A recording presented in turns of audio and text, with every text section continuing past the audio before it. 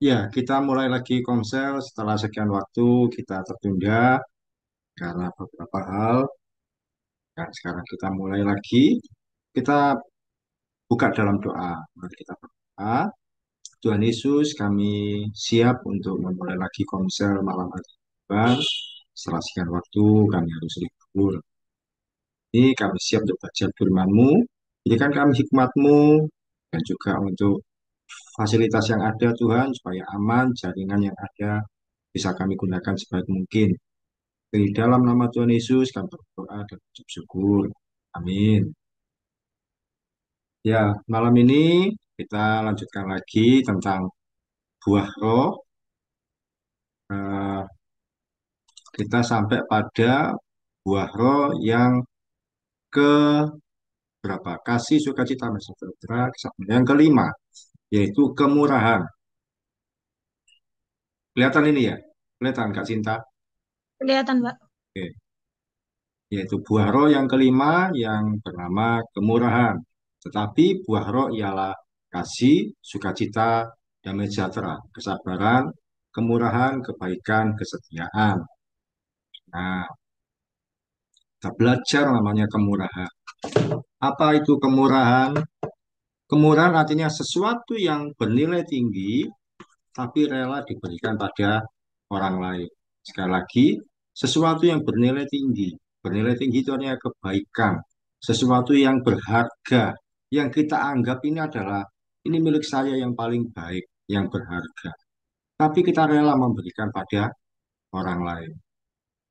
Kemurahan dapat ditunjukkan dengan sikap mau memberi pada orang lain yang membutuhkan pertolongan. Jadi kita sebagai anak-anak Tuhan diajarkan untuk mau memberi pada orang lain yang membutuhkan pertolongan. Ketika kita memberi pada orang lain itulah kita disebut memiliki sikap yang bernama kemurahan. Nah, kemurahan itu sama artinya dengan murah hati atau rela hati. Atau kalau bahasa orang dunia itu disebut ikhlas. Kita memiliki hati yang ikhlas, rela hati, murah hati. Apa yang kita punya kita berikan pada orang. Sesuatu yang bernilai tinggi tapi rela diberikan pada orang lain. Itu adalah kemurahan. Atau kita bisa memiliki hati yang mau memberi pada orang lain. Itu juga arti dari kemurahan. Jika kita bisa memberi pada orang lain, apa yang kita miliki, itu adalah kemurahan. Kebenaran tentang kemurahan. Kita belajar apa itu kemurahan.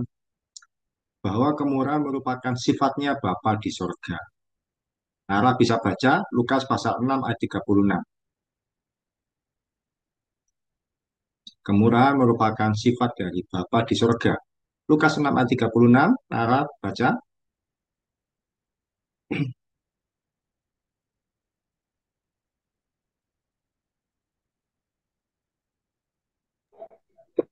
Lukas 6 ayat 36, hendaklah kamu murah hati sama seperti Bapamu adalah murah hati.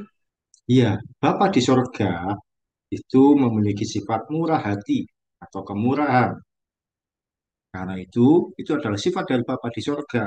Dan kita diharapkan memiliki sifat atau sikap yang sama. Kemurahan hati merupakan sifatnya Bapa di sorga yang seharusnya menjadi teladan untuk kita lakukan. Jadi kalau itu adalah sikap dari Bapa di sorga, kita juga harus melakukannya. Kemurahan hati ditunjukkan, dicontohkan oleh Tuhan Yesus melalui sifat hati yang penuh keikhlasan, kebesaran hati, dan rela menerima orang yang tanpa batas. Sekali lagi, Tuhan Yesus menunjukkan sifat hati yang penuh keikhlasan, kebesaran hati, dan rela menerima orang lain tanpa batas. Contohnya, Tuhan Yesus rela menghampiri orang gila di Gerasa. Ada orang gila di Gerasa. Dan Tuhan Yesus rela menghampirinya padahal Gerasa itu luar kota. Dia naik perahu, melewati sungai-sungai, sampai di ujung bertemu dengan orang gila. Rambutnya panjang, lama tidak mandi. Dan Tuhan Yesus menyembuhkan orang gila.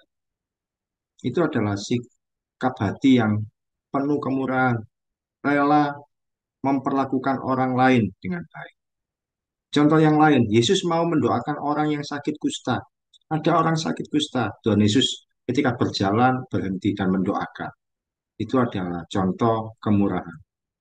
Yesus bersedia menyembuhkan orang buta. Itu adalah contoh bahwa Tuhan Yesus punya kemurahan hati. Bahkan Tuhan Yesus pun rela mendatangi murid-muridnya yang ketika naik perahu tengah malam, nah itu kena angin yang besar, Yesus mendatangi. Jadi Tuhan Yesus punya sikap hati yang penuh kemurahan. Melihat orang lain dalam kesusahan, dia menolong. Itu yang pertama bahwa kemurahan merupakan sifatnya Bapa di sorga yang seharusnya kita teladan, kita ikuti. Kemudian yang kedua, kemurahan mengajarkan kita untuk memberi lebih dari yang sewajarnya. Ayatnya, Kak Sinta bisa baca, Lukas 6 ayat 32 sampai 33. Di atasnya berarti.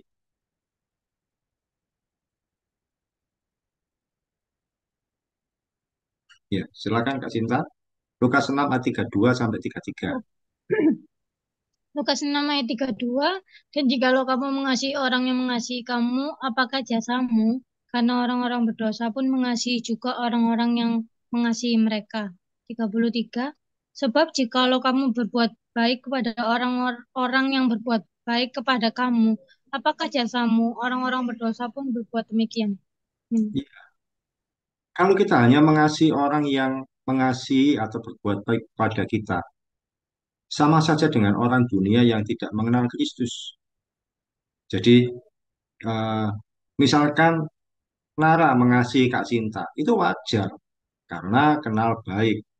Karena memang Kak Sinta pun juga pernah berbuat baik pada Nara, Nara pernah kasih Kak Sinta. Jadi, itu masih wajar.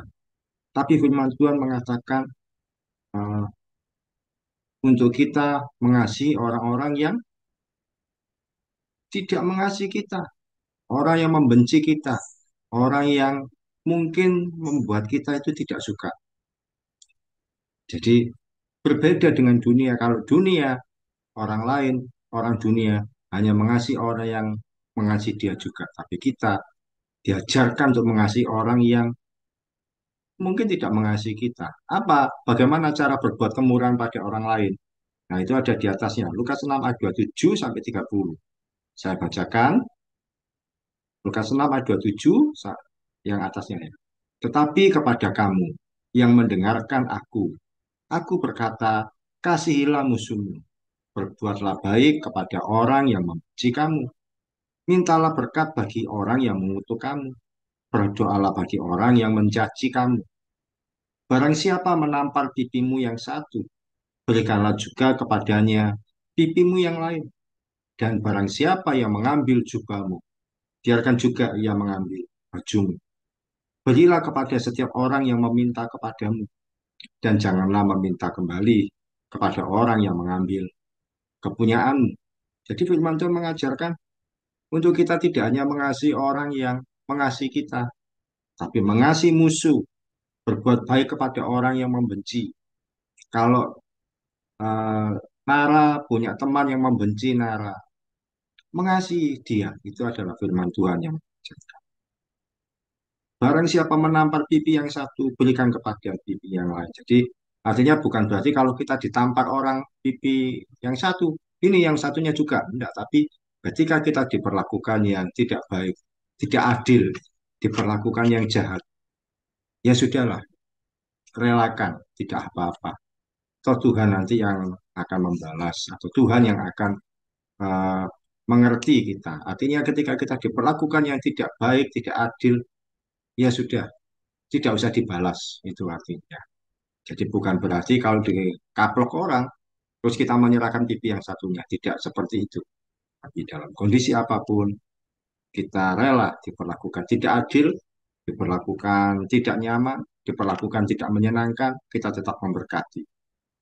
Berikan apa yang diinginkan orang lain. Ada yang minta baju, apa minta jubah, berikan bajumu. Artinya kita memberikan lebih dari yang sewajarnya. Jadi sekali lagi, kalau hanya mengasihi orang yang sama-sama mengasihi kita, itu sama saja dengan orang dunia. Firman Tuhan mengajarkan kemurahan hati, mengasihi orang yang tidak kita kenal, mengasihi orang yang membenci kita bahkan, atau mengasihi orang yang mungkin menurut kita kok tidak baik orangnya, tapi kita tetap mengasihi. Tapi tentu dengan cara yang benar, tidak dengan apa, tidak dengan cara yang dibuat-buat atau cara yang salah. Jadi kemurahan mengajarkan kita untuk memberi lebih dari yang sewajarnya. Ini saya beri contoh, berbuat baik pada orang yang membenci, minta berkat bagi yang mengutuk, doakan bagi orang yang mencaci kamu. Kalau ada yang mencaci kita, kita doakan dia supaya Tuhan memberkati. Ditampar pipi kiri, berikan pipi kanan. Kalau ada yang minta jubah, berikan baju. Kalau ada yang meminjam, jangan minta kembali. Dan ini adalah cara berbuat kemurahan pada orang lain sesuai firman Tuhan. Dan yang ketiga, kebenaran tentang kemurahan. Yang pertama, kemurahan merupakan sifatnya Bapa di surga. Yang kedua, kemurahan mengajarkan kita untuk memberi lebih dari yang sewajarnya. Yang ketiga, ada upah bagi orang-orang yang murah hati. Nara bisa baca Matius 10 ayat 42. Matius 10 ayat 42.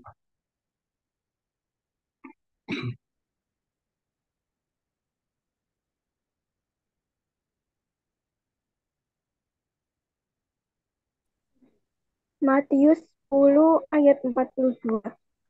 Dan barang siapa memberi air sejuk secangkir saja pun kepada salah seorang yang kecil ini, karena ia muridku, aku berkata kepadamu, sesungguhnya ia tidak akan kehilangan upahnya daripadanya. Ya, jadi artinya ketika kita memberi pada orang lain yang kecil, yang sedikit, yang sederhana, atau yang kita mampu, Tuhan akan memberikan kepada kita berkat tersendiri.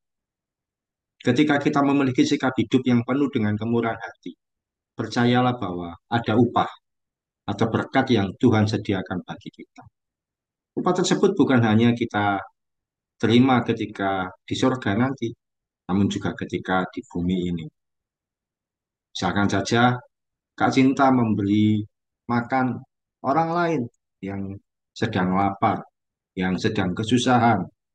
Sudahlah ditolong, mungkin cuma bisanya menyediakan satu piring nasi pada seseorang. Tapi percayalah yang sedikit ini kita berikan, Tuhan akan memberikan berkat yang lebih baik lagi. Tidak bisa kita duga ternyata bahwa Tuhan memperhitungkan. Kebenaran tentang upah, ketika kita memberi berkat pada orang lain, Tuhan akan membalas dengan kelimpahan. Nah ini Kak Sinta bisa minta tolong baca Amsal 11 ayat 25. Amsal 11 ayat 25. Kita coba Kak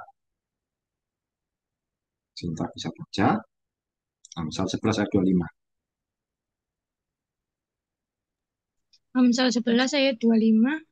Siapa banyak memberi berkat, diberi kelimpahan. Siapa memberi minum, ia sendiri akan diberi minum. Ya, ini dalam bahasa aslinya. Artinya, siapa yang memberi minum satu gelas, dia akan dibalas eh, minum satu ember dengan besar. Sekali lagi, siapa memberi minum satu gelas, dia sendiri akan diberi minum satu ember. Itu eh, dalam pengertian bahasa aslinya. Jadi memberi minum, kalau bahasa Indonesia dikatakan siapa memberi minum, ia sendiri akan diberi minum. Itu biasa. Tapi ternyata ada yang berbeda. Memberi minum satu gelas, kita cuma bisanya satu gelas. Ya cuma punya sedikit. Tuhan akan memberikan eh, minum satu ember. Melalui orang lain atau melalui siapapun, Tuhan akan menyediakan berkat. Mungkin nggak diduga kalau, oh Kak Cinta cuma bisanya berbuat baiknya nganter Nara pulang. Mungkin sampai dibelikan kue atau itu kan cuma bisa sedikit.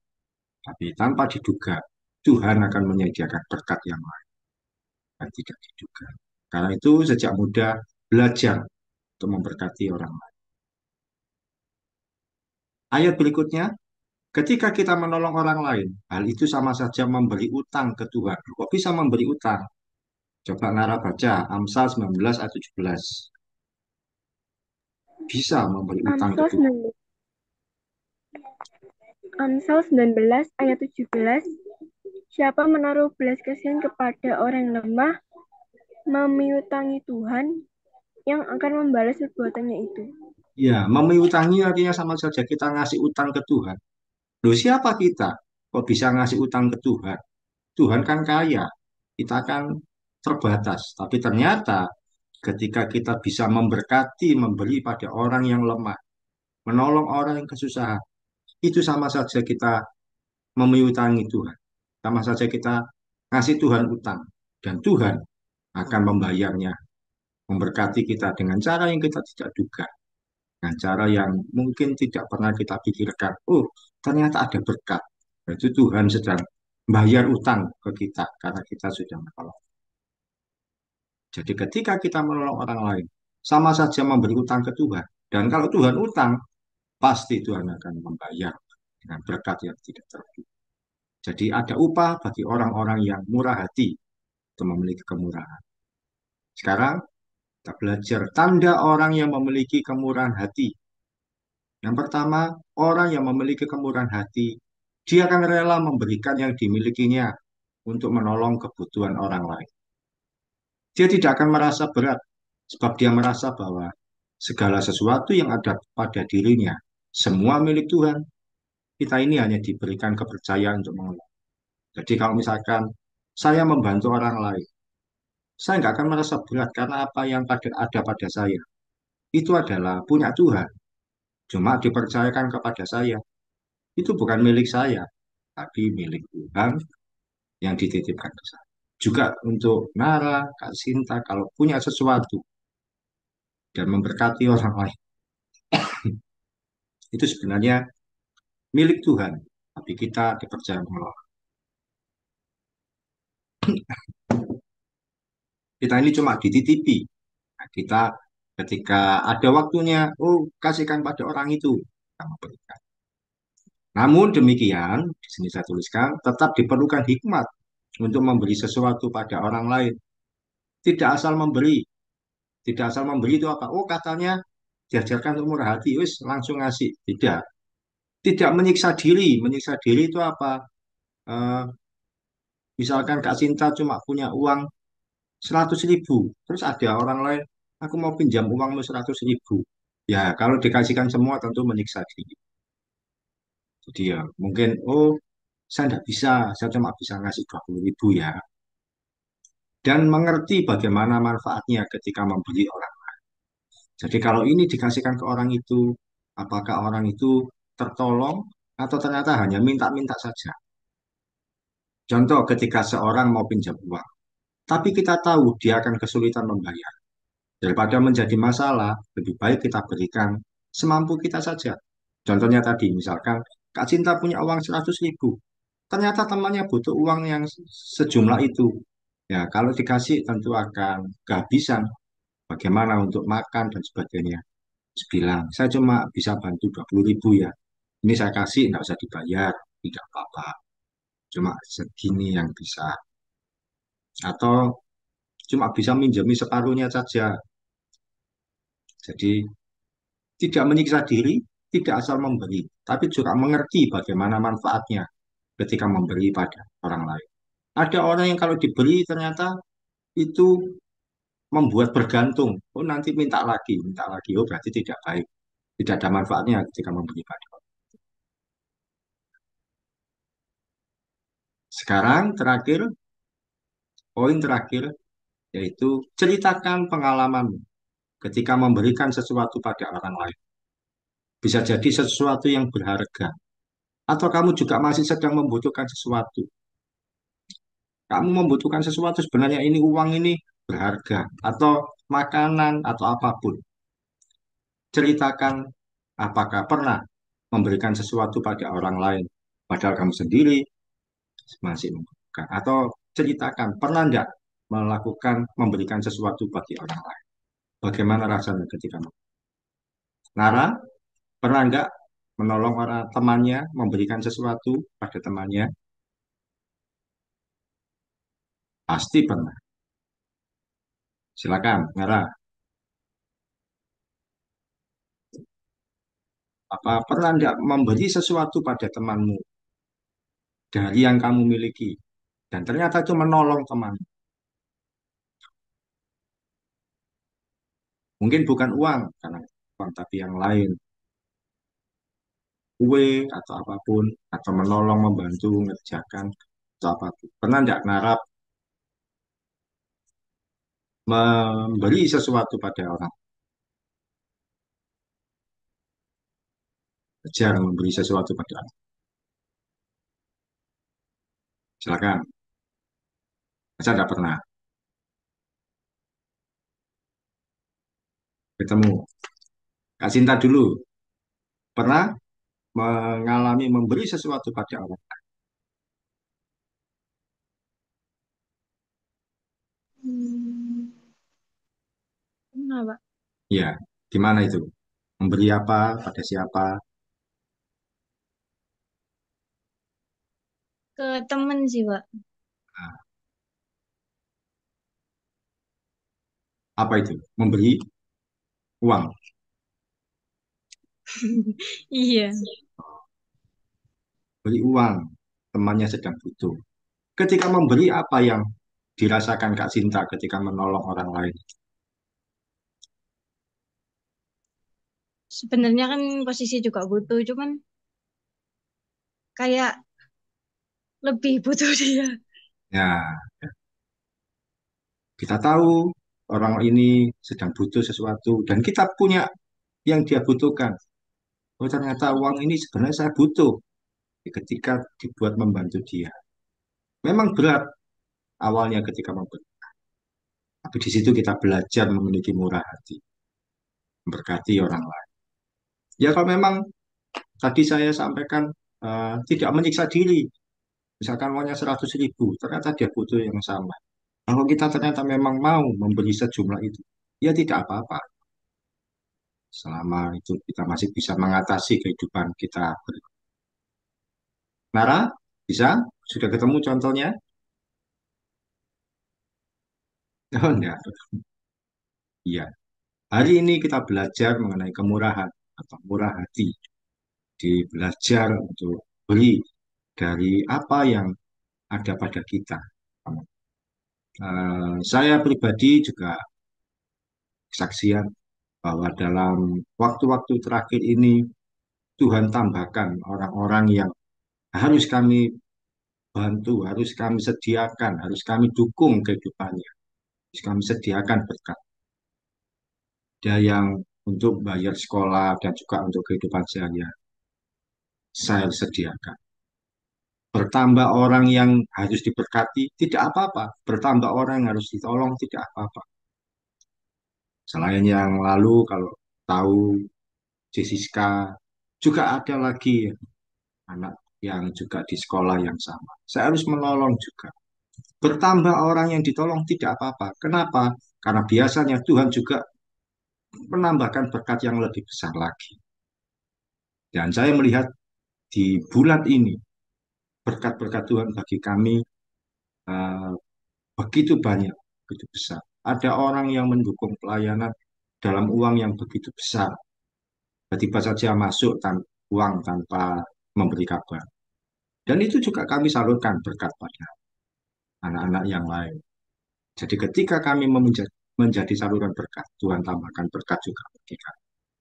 Ya, itu yang bisa kita pelajari hari ini, bahwa ketika kita memiliki kemurahan hati, keikhlasan, kerelaan hati, Tuhan tidak akan berdiam diri. Tuhan akan memberkati kita berlipat-lipat kali ganda, tanpa kita duga, tanpa kita bayangkan. Oke, mari kita tutup di dalam doa. Saya akan berdoa buat kalian. Tuhan Yesus, terima kasih buat firman-Mu yang boleh kami pelajari. Malam ini, Engkau mengajarkan kami memiliki kemurahan hati, Tuhan. Memiliki hati yang rela untuk menjadi berkat bagi orang lain. Memiliki kemurahan hati, memiliki kesempatan untuk menjadi berkat. Dan ajar kami untuk kami boleh menjadi pelaku firman-Mu, yaitu menjadi berkat Tuhan. Dimanapun, bagi siapapun Kau tempatkan. Bagi teman-teman kami, bagi siapapun juga Tuhan. Dan kami belajar untuk juga memberi, memberkati lebih dari yang sewajarnya. Menjadi berkat bagi orang yang membenci kami, menjadi berkat bagi orang yang tidak suka kepada kami, menjadi berkat bagi orang yang meminta lebih bagi kami. Kami juga akan memberi dengan sukacita dan dengan rela.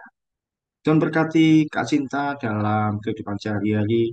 Rancangan Tuhan sempurna bagi Kak Cinta dan menolong Tuhan untuk hari demi hari ke depan, masa depannya percaya Tuhan yang mengatur untuk jadi apa dan bagaimana ke depan. Percaya rancangan Tuhan yang terindah, termulia ada pada Kak Cinta. Juga Nara yang sementara ini ada di Madiun dan memberkati untuk bisa kembali juga hari Minggu ke rumah dengan selamat. Berkahi Nara di sana dan keluarga yang ada di sana. Terima kasih Tuhan Yesus. Kami ucap syukur untuk pertemuan malam ini.